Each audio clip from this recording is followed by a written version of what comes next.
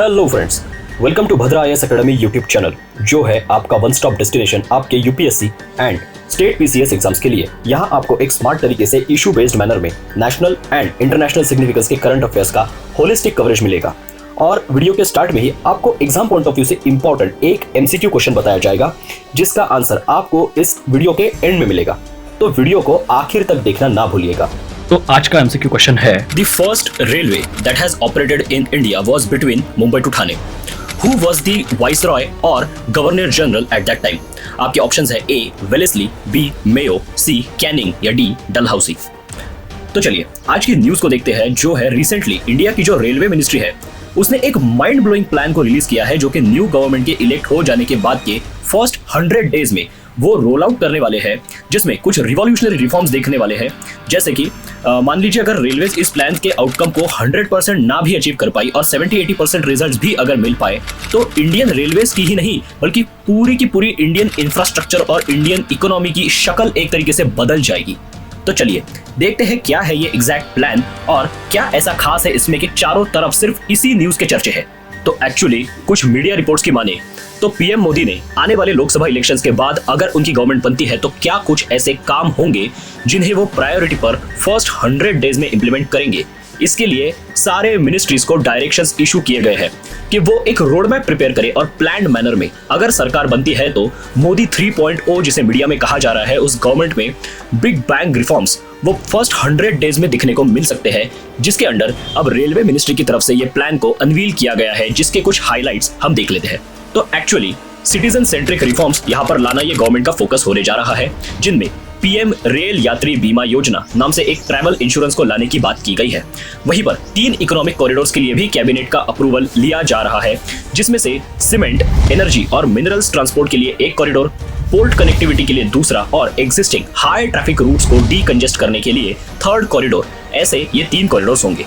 ये 3 corridors total 40,000 kilometre distance को cover करेंगे और इनमें टोटल 11 लाख करोड़ रुपीस की इन्वेस्टमेंट लगने वाली है over the period of 9 years.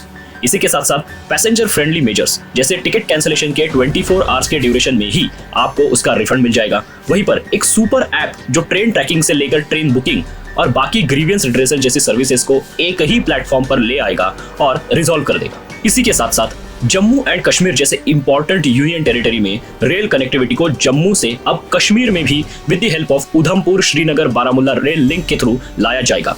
और इन सब के साथ साथ इंडिया का first ever vertical lift bridge जो कि पंबन ब्रिज कहा जाता है, जिसके थ्रू रामेश्वरम को मेन लैंड से कनेक्ट किया जाएगा और उसको ऑपरेशनल किया जाएगा। और जो हमारी वंदे भारत एक्सप्रेस है, जो कि एक सेमी हाई स्पीड ट्रेन है हमारी, उसका अब स्लीपर कोच भी लॉन्च किया जाने की तैयारी यहाँ पर हो चुकी है। और इसका एक जो प्रोटोटाइप है वो BEML की बेंगलुरु यूनिट में बनाया जा रहा है, जो कि नेक्स्ट 6 मंथ्स में रेडी हो जाएगा।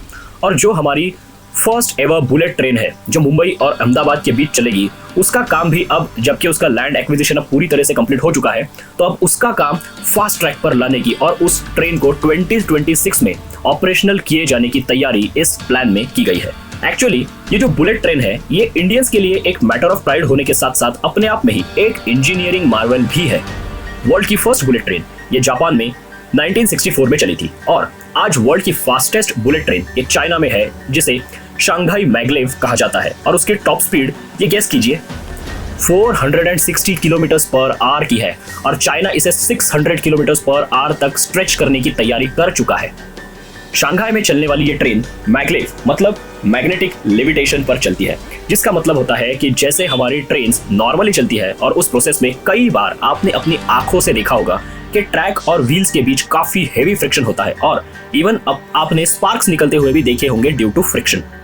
बस यहाँ इसी चीज को पूरी तरह से एलिमिनेट किया जाता है और ट्रैक एंड जो पूरी ट्रेन है उसका जो बॉटम है वहाँ स्ट्रॉन्ग इलेक्ट्रोमैग्नेट्स यूज किए जाते हैं, जिसके कारण जब आप इनको इलेक्ट्रिकल सप्लाई देते हैं तो ट्रैक का और ट्रेन का जो बॉटम में लगे हुए मैग्नेट्स है इनका पोल ये सेम हो जाता है, मान लीजिए नॉर्थ नॉर्थ, जिसके कारण ये एक दूसरे को रिपेल करने लगते हैं। और जैसे कि हमें पता ही है कि like poles repel each other, बस उसी की वजह से ट्रेन जो है वो हवा में 5 से 10 सेंटीमीटर का लिफ्ट उसको मिल जाता है और वो ट्रैक से ऊपर चलने लगती है।